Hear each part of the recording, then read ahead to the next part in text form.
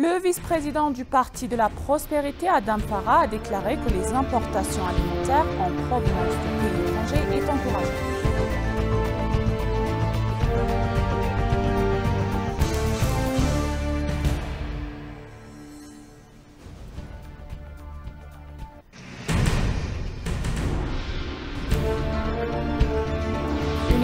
Chercheurs scientifiques dirigés par des sociétés pharmaceutiques japonais a annoncé lancerait le premier nouveau médicament de blanchissement des dents du monde d'ici 2023.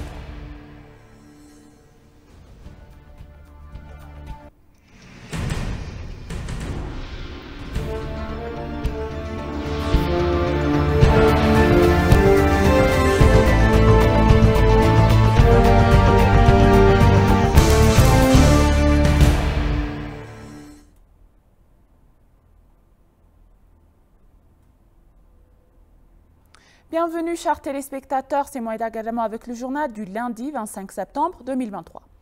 Le vice-président du Parti de la Prospérité, Adam Farah, a déclaré que le travail effectué pour empêcher les importations alimentaires en provenance de pays étrangers est encourageant. De hauts dirigeants du Parti de la Prospérité ont visité le grappe d'avocats, de soja, de maïs et de blocs de la zone Est-Shoa dans la région d'Oromia. M. Adam Farah a déclaré que le travail effectué pour assurer la rentabilité en modernisant l'agriculture est encourageant. Il a déclaré que parmi les domaines dans lesquels le Parti de la Prospérité travaille, l'agriculture occupe la première place.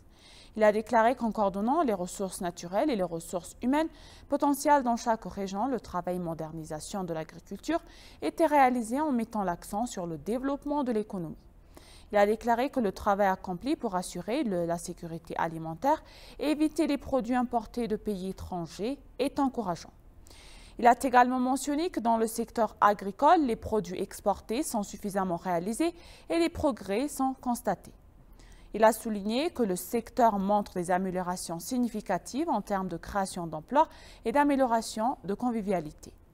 Il a déclaré qu'au cours de la visite, il a pu constater comment un agriculteur a amélioré sa vie en peu de grâce de temps en terres limitées dont il dispose et soutien du gouvernement. En conséquence, l'ESA a rapporté que dans la région d'Oromia, notamment en termes de produits avocats, de haricots et de soja et de leur approvisionnement sur le marché étranger se trouve à un niveau encourageant. Il a également déclaré que les travaux agricoles en cours dans le pays contribuent aux efforts de l'Éthiopie visant à progresser vers le développement industriel. Il a confirmé que le Parti de la Prospérité travaille avec détermination avec ce succès. Les hauts dirigeants du parti de toutes les régions ont participé à la visite dont Adam Farah, vice-président du Parti de la Prospérité.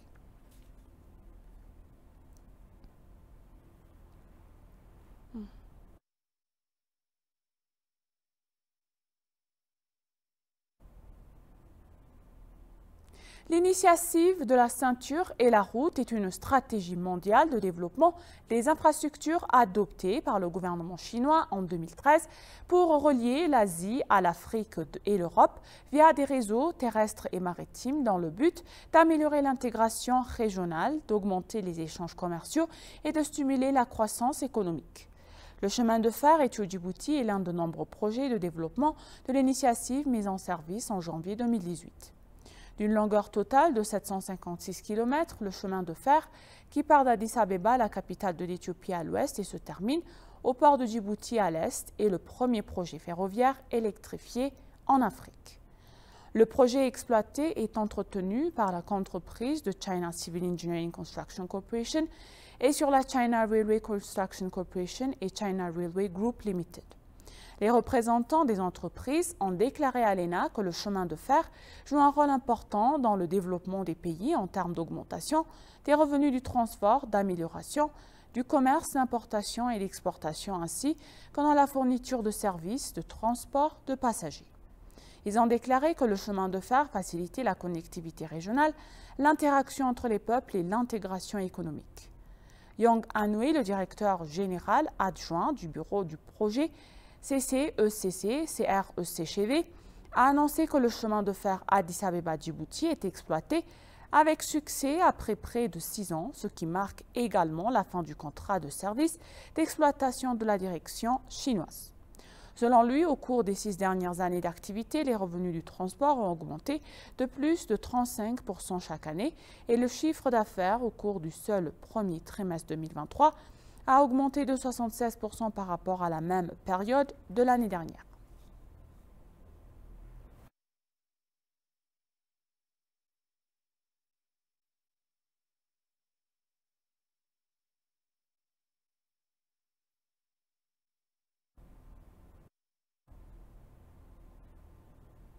Les dirigeants et représentants des pays africains présentés à l'Assemblée générale ont soulevé de nombreuses questions pertinentes pour le continent africain.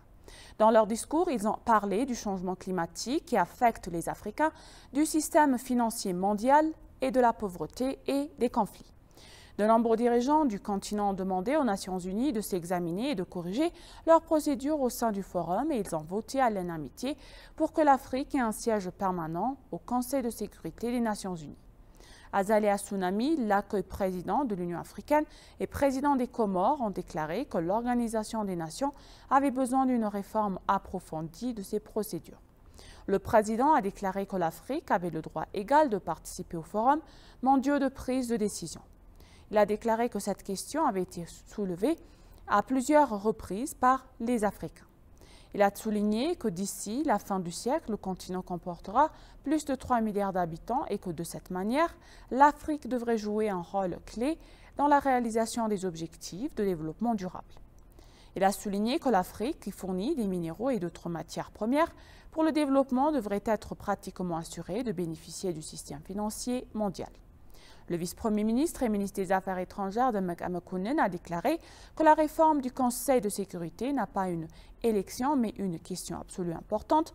Et il a notamment souligné que la question de l'attribution d'un siège permanent à l'Afrique au Conseil est une décision politique, morale et juste.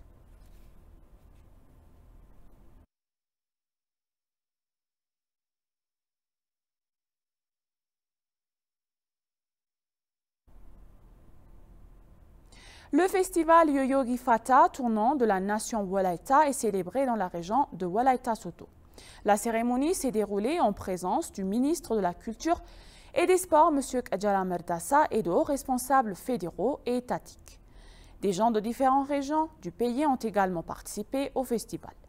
La fête de Gifata est considérée comme la bonne nouvelle du passage de l'ère ancienne à la nouvelle ère par la nation Wolaita.